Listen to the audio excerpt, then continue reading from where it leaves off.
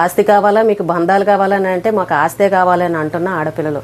Next Rakhi పండుగ రాకపోతుంది. రక్షాబంధన్ అనగానే ఎంత దూరాన ఉన్నా సరే అన్నలకి తమ్ముళ్ళకి రాఖీలు కడతారు మన మహిళలందరూ కూడా. పుట్టింటికి వెళ్ళారని అంటే మరి పుట్టింటి వాళ్ళ ఆడపిల్లలకి ఎన్ని పెడతారో మన అందరికీ తెలిసిన విషయమే. అయితే ఇప్పుడు కొన్ని కుటుంబాల్లో ఎలాంటి గొడవలు ఉన్నాయనంటే ఆస్తి తగాదాలు, తల్లిదండ్రుల మీద అన్నదమ్ముల మీద ఆస్తి కోసం మేము ఆడపిల్లలు మాకు వాటా వస్తుందని చెప్పేసి కేసులు వేసి వాళ్ళని సంవత్సరాలు నానా తిప్పలు పెట్టి వాళ్ళకున్న ఆస్తులను అమ్ముకోనివ్వకుండా తల్లిదండ్రుల్ని ప్రశాంతంగా ఉండనివ్వకుండా ఇలాంటి తిప్పలు పెట్టే ఆడపిల్లలు కూడా ఉన్నారు. మరి వాళ్ళ గురించి కూడా ఈ రోజున మాట్లాడుకుందాం. పోయిన సంవత్సరం కూడా చాలా మంది మగవాళ్ళు కామెంట్లు పెట్టారు, చిచి అది మాకేంటండి, అది రాఖీ కడతానంటే మేమెందుకు కట్టించుకుంటామండి, మా మీద ఇప్పటికి కోర్టులో కేసు వేసి 10 సంవత్సరాలు అయింది, కోర్టుల చుట్టూ తిరుగుతున్నాం, మా అమ్మ మా నాన్నకి ఆరోగ్యం పాడైపోయింది చేసిన పనికి, దాని చేత మేము రాఖీ కట్టించుకుంటామని ఆ మగవాళ్ళు కామెంట్ పెట్టిన వాళ్ళు ఉన్నారు. అనిపించింది అయ్యో రాఖీ పండుగ వస్తుందని అంటే బాగున్న కుటుంబాల గురించే మాట్లాడుకుంటున్నాం కానీ పాపం ఇలా పుట్టింటి వాళ్ళతోటి తగువులు పెట్టుకున్న ఆడపిల్లల గురించి ఎందుకు మాట్లాడకూడదని అని అనిపించింది. ఎంతమంది ఉన్నారండి పుట్టింటి వాళ్ళతో మాట్లాడకుండా, బంగారాల విషయంలో కానీ ఆస్తుల విషయంలో కానీ ఏదో ఒక కారణాలు పెట్టుకుని పుట్టింటి వాళ్ళ బంధాన్ని దూరం చేసుకున్న వాళ్ళు చాలా మంది ఉన్నారు. మనం పైకి కనిపించే వాళ్ళంతా అంతా బాగున్నారని అనుకుంటాం కానీ చాలా కుటుంబాల్లో ఇవే సమస్యలు. అన్నదమ్ములతోటి సఖ్యత లేకపోవడం, ఇలా ఏదన్నా పండగ వచ్చిందని అంటే పుట్టింటికి వెళ్ళకపోవడం. ఈ ఆడపిల్లలు ఏంటంటే మాకు ఆస్తులే కావాలని కోరుకుంటున్నారు కానీ అయ్యో మనల్ని కన్న తల్లిదండ్రులు ఏ కష్టం వచ్చినా ఏదొచ్చినా మనం పుట్టింటికి కదా వెళ్తాము, అన్నదమ్ములతోటి ఎందుకు గొడవ పెట్టుకోవాలన్న ఆలోచన ఈ ఆడపిల్లల్లో ఉండట్లేదు. చూస్తున్నాం ఆడపిల్లలకు కూడా వాటా ఇవ్వాలని అనేసరికి చాలా మంది అన్నదమ్ముల మీద కేసులు వేశారు. అంతకుముందు బాగానే ఉన్నారు. ఇలాంటి కొత్త చట్టాలు వచ్చేసరికి కొన్ని కుటుంబాలు విడిపోయిన పరిస్థితి కూడా ఉంది. చూసాం తల్లిదండ్రుల మీద కూతుళ్ళు కేసు పెట్టిన వాళ్ళు ఎంతమంది లేరు చెప్పండి. ఆడపిల్లలు ఆలోచించండి, మీకు బంధాలు గట్టిగా ఉండాలని అంటే ఆస్తుల గురించి తగాదా పెట్టకుండా వాళ్ళు ఇచ్చింది పుచ్చుకున్నారనుకోండి ఆ బంధాలు జీవితకాలం ఉంటాయి. తల్లిదండ్రులు చనిపోయినా సరే మీ వెనకాల ఉన్న అన్నయ్యో తమ్ముడో వాళ్ళతోటి మీరు సఖ్యతగా ఉన్నారని అంటే మనకంటూ జీవితకాలం ఒక పుట్టిల్లు అనేది ఉంటుంది. మీకు ఏ కష్టం వచ్చినా ఏ బాధ వచ్చినా నా అన్నయ్య వస్తాడు, నా తమ్ముడు వస్తాడు, వాళ్ళు ఉన్నారు వచ్చి మాట్లాడతారని ఒక ధైర్యంగా ఉంటుంది. అలాగే మీ పిల్లలకు కూడా మేనమామలు అనేవాళ్ళు ఉంటారు. మీ పిల్లలు పెద్దవాళ్ళు అయ్యి పెళ్ళిళ్ళు అయ్యి అనుకోండి, అప్పుడు మేనమామ అవసరం కూడా ఉంటుంది కదా, అప్పుడు పుట్టింటి అవసరం కూడా ఉంటుంది కదా. మీ ఇంట్లో మీరు ఏదైనా శుభకార్యం చేసుకున్నారని అంటే పుట్టింటి వాళ్ళు బట్టలు పెట్టాలి అని అంటారు. మరి ఆ పుట్టింటి వాళ్ళతోటి మీరు బంధాన్ని కట్ చేసుకుంటే మీకు ఏ పుట్టింటి వాళ్ళు వస్తారు? చూసిన వాళ్ళు కూడా ఏమనుకుంటారు, ఇదేంటి పుట్టింటి వాళ్ళు ఉన్నారు, అన్నదమ్ములు ఉన్నారు, అయినా సరే ఎవరు రాలేదని నలుగురు చెప్పుకునే పరిస్థితి.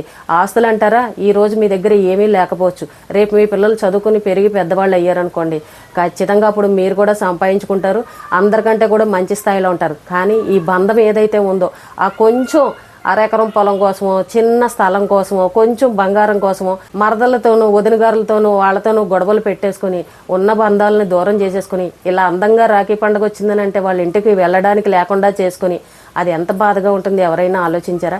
మగవాళ్ళు చెప్తున్నారు మేము పెళ్ళిళ్ళు చేసినప్పుడు బోళ్ళు కట్నాలు సార్లు అన్నీ పెట్టామండి, అప్పుడు బంగారాలు కూడా పెట్టాము. ఎప్పుడైతే ఈ చట్టాలు కొంచెం మార్పులు వచ్చేసరికి ఒకరిని చూసి ఒకరు ఆశలు కలిగి మా మీద తీసుకువెళ్ళి ఒక కేసులు పడేశారు కోర్టులను. అవి సంవత్సరాలు పడతాయి, అంత తొందరగా తేల్తాయా? అయినా సరే మాకు ఆస్తే కావాలన్న ఉద్దేశంతో మమ్మల్ని నానా తిప్పలో పెట్టి లాయర్ల చుట్టూ కోర్టుల చుట్టూ తిప్పించి బోల్ డబ్బు తగలయించి మా పరువు తీసి మమ్మల్ని వీధిలోకి లాగారు. అలాంటి వాళ్ళు మా సొంత వాళ్ళు ఎందుకు అవుతారండి? అలాంటి వాళ్ళని మేము తీసి ఎప్పుడో పక్కన పెట్టేశాం, వాళ్ళ చేత మేము రాఖీ కట్టించుకునేది ఏంటని చెప్పేసి మగవాళ్ళు ఇలా కామెంట్ పెట్టిన వాళ్ళు ఉన్నారు.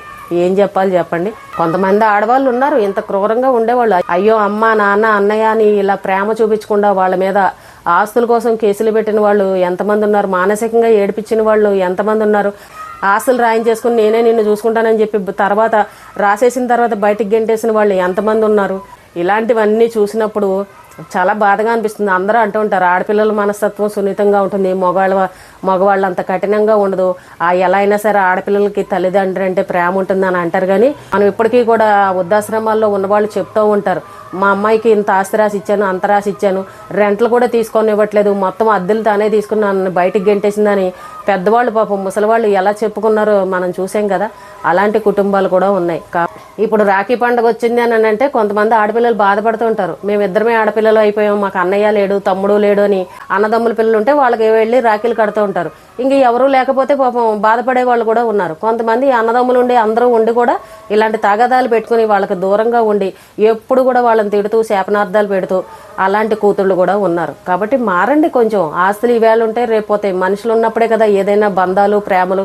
మనుషులు పోయిన తర్వాత మనం ఎన్ని మాట్లాడుకున్నా ఎన్ని చెప్పుకున్నా వాళ్ళ గురించి గొప్పలు చెప్పినా ఉపయోగం ఏమన్నా ఉంటుందా? బాగా గుర్తుపెట్టుకోండి, ఆడపిల్లలు మీకంటూ ఒక పుట్టిల్లు ఉంది కాబట్టి చిన్న చిన్న తగాదాలకి, ఆస్తి తగాదాలు కావచ్చు, బంగారాల కోసమే ఏదైనా సరే అనవసరంగా వాళ్ళతో తగాదాలు పెట్టుకోకండి.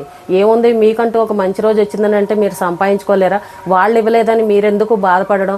కొంతమంది చూడండి, మీ అన్నయ్య తమ్ముడు మంచి వాళ్ళైనా ఆ వెనకాల వచ్చిన భార్యలు ఎవరైతే ఉన్నారో వాళ్ళు ఇవ్వద్దని చెప్పి ఉండొచ్చు, అందుకే వీళ్ళు కూడా ఇవ్వకపోవచ్చు. కాబట్టి వాళ్ళ బంధాలు కూడా గట్టిగా ఉండాలి కాబట్టి ఇంకా భార్యల మాట వింటారు మగవాళ్ళు కూడా. అలాగే మీరు కూడా అర్థం చేసుకోవాలి, మనం వెళ్ళి ఇప్పుడు ఆస్తులు అడగడం వల్ల అనవసరంగా ఆ భార్యాభర్తల మధ్యన తగువులు పెట్టి మనం జీవితకాలం మాట్లాడుకోకుండా ఎందుకు ఇలా చేసుకోవాలని ఆడపిల్లలు కూడా ఆలోచించుకోవాలి. ఇక్కడ ఆస్తి ముఖ్యమా బంధం ముఖ్యమా అని అంటే మాకు ఆస్తే కావాలని చాలా మంది ఆడపిల్లలు అదే కోరుకుంటున్నారు తప్ప బంధాలకు ఎవరు కూడా విలువివ్వట్లేదు. ఇలా రాఖీ పండుగ వచ్చిన ప్రతి సంవత్సరం కూడా చాలా ఇళ్లలో ఇదే పెద్ద సమస్య. మాట్లాడట్లేదు, రాఖీలు కట్టుదామని అంటే ఎప్పుడు రమ్మని పిలవలేదు, మా ఇంటికి వస్తాడా రాడా, లేదా నేను వాళ్ళ ఇంటికి వెళ్ళాలని ఏవో ఒకటి ఇలాంటి సమస్యలతోటి సతమతమయ్యే వాళ్ళు ఎంతో మంది ఉన్నారు. నన్నేమో ఏ పండగకి పిలవనివ్వరు, మా ఇంట్లో ఏదైనా శుభకార్యం అయితే మేము పిలిచినా వాళ్ళు రావట్లేదని సైడ్ ఆడవాళ్ళు బాధపడుతున్నారు, అటు సైడ్ మగవాళ్ళు బాధపడుతున్నారు. చాలా మంది మగవాళ్ళు చెప్పిన మాట ఏంటంటే ఆడపిల్లలే వచ్చి పుట్టింటి మీద ఇలాంటి కేసులు అవి పెట్టి పరువు తీస్తున్నారండి, అలాంటి వాళ్ళతోటి మేము బంధాలను ఎందుకు కలుపుకుంటాము, వాళ్ళని ఎక్కడ ఉంచాలో అక్కడే దూరంగా పెడతామని ఇలా చెప్తున్నారు. కాబట్టి ఆడపిల్లలు కొంచెం మీరు పెద్ద మనసు చేసుకుని మీకు ఆస్తి తగాదాలు ఏమన్నా ఉంటే కొంచెం అంతా కూర్చుని సెటిల్మెంట్ చేసుకుని వాళ్ళు ఏమి ఇస్తానంటారో అదే తీసుకుని తృప్తి పడండి. అంతేగాని అనవసరంగా వాళ్ళతో గొడవలు పెట్టుకుని మీ జనరేషన్లో మీ బంధాన్ని కట్ చేసేసుకుని నెక్స్ట్ మీ పిల్లలు ఎవరైతే ఉన్నారో వాళ్ళకు కూడా మేనమామలు అమ్మమ్మలు ఇలాంటి బంధాలను కూడా ఆ పిల్లలకు కూడా దూరం చేశారనుకోండి, నష్టపోయేది మీరే కదా. మీకు ఎవరు ఉండరు, రేపు మీ పిల్లలకు కూడా ఎవరు ఉండరు. కాబట్టి ఇలాంటి విషయాలన్నీ దృష్టిలో పెట్టుకొని ఈ రక్షాబంధన్ సందర్భంగా ఎవరి కుటుంబాల్లో అయినా ఏమైనా తగాదాలు ఉంటే కొంచెం పెద్ద మనసు చేసుకునో, లేదంటే సర్లే ఏదంటే అంత అన్నారులే వినాయకి రాఖీ కడతా తమ్ముడికి రాఖీ కడతానని వాళ్ళ ఇళ్ళకి వెళ్ళి చక్కగా మళ్ళీ మీ బంధాన్ని గట్టిపరుచుకున్నారని అంటే చాలా సంతోషంగా అనిపిస్తుంది ఎవరికైనా సరే. ఎందుకంటే మగవాళ్ళే ఇలా కామెంట్లు పెట్టారనమాట, ఆడపిల్లలు మా మీద ఇలా చేస్తున్నారండి అని. ఈ ఆడపిల్లలు కూడా ఆలోచించాలి, మన వయసే సగం అయిపోయింది, రేపు మన పిల్లల పరిస్థితి ఏంటి, మన పిల్లలకు కూడా మేనమామలు అనేవాళ్ళు ఉండాలి కదా, అమ్మమ్మ తాతయ్య ఉండాలి కదా, ఎందుకు వాళ్ళకి దూరం చేయడం ఎందుకు, ఎప్పుడు ఎవరి పరిస్థితి ఎలా ఉంటుందో అని ఇలా పెద్దవాళ్ళు కూడా ఆలోచించి పిల్లల మధ్యన కూడా బంధాలు ఉండేలాగా చూడాలి. పెద్దవాళ్ళే ఈ రకంగా కొట్టుకొని కేసులు పెట్టుకున్నారు అనుకోండి, రేపు పిల్లల పరిస్థితి ఏంటి, వాళ్ళకు కూడా ఎవరెవరు ఏంటనేది కూడా అర్థం కాదు. మా అమ్మ ఉన్నప్పుడే ఎవరు మాట్లాడలేదు, ఇప్పుడు మేము మీతో మాట్లాడేది ఏంటని ఆ పిల్లలు కూడా దూరంగా ఉంటారు. జీవితకాలం మనం భూమి మీద ఉండం కదా, ముందు వెనక ఎవరో ఒకరు పోవాల్సిందే, కానీ వెనకాల ఉన్న వాళ్ళకి తోడు ఎవరనేది కూడా ఇది కూడా ఆలోచించండి.